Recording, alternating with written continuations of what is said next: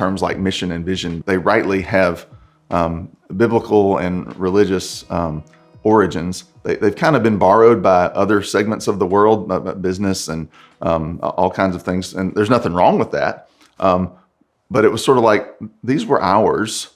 And then other folks used them. And then it was like we rediscovered them and said, let's turn these into plans to do stuff. When really a vision biblically was, God says it's going to be this way. And you get to see that. That's why it's a vision, right? Because you can imagine, you can see it happening.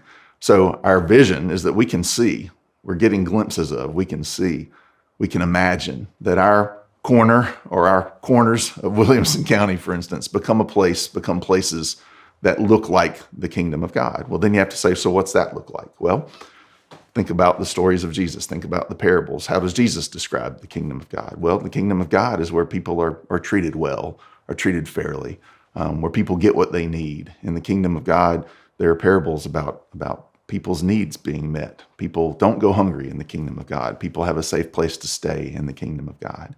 A mission is not just a set of bullet points to be accomplished, not just a checklist. It's something that one sets out to do, and particularly in religious life and Christian faith, biblically, it's something that someone in authority has given you to do. It's funny. I often think as a preacher, I mean, I've got eyes and ears and people on Sunday mornings, and I often want to say to folks, I'm so glad to have your attention on Sunday morning. What I really want to know is what happens to you on a Monday morning, when we're not in church, when we're not surrounded by the community that's trying to help us be accountable to the life that God calls us to. I want to know, does that extend out into the world? Does that extend out when I'm at the grocery store, when I'm at work, when I'm stuck in traffic, when I'm angry? In some ways, it's kind of easy to be Christian on Sunday morning.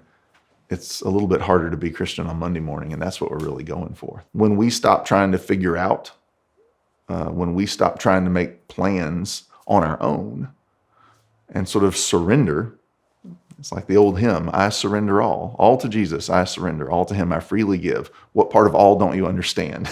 It means everything. It means absolutely everything. There's no part of our life, any part of it, that doesn't rightly belong to God anyway, and that won't be more righteous, more holy if we surrender it to God.